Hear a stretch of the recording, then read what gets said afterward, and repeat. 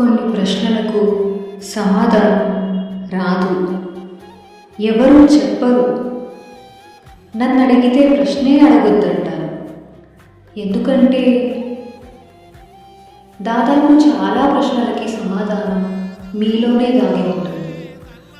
చాలా ప్రశ్నలు చుట్టుముట్టినప్పుడు, ఏమీ అర్థం కానప్పుడు అసలు ఏం చేయకుండా చాలాసేపు సైలెంట్గా కూర్చోండి.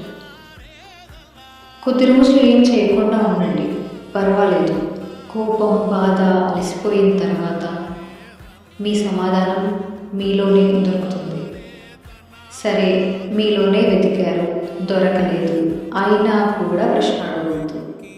ఎందుకంటే మీలో దొరకకపోతే ఎదుటివారి బిహేవియర్లో, మిమ్మల్ని ట్రీట్ చేసే విధానంలో, మీకిచ్చే గౌరవం, మీ మాటకిచ్చే విలువలో అర్థమవుతుంది. అర్థం చేసుకో, యాక్సెప్ట్ అండ్ మూవ్.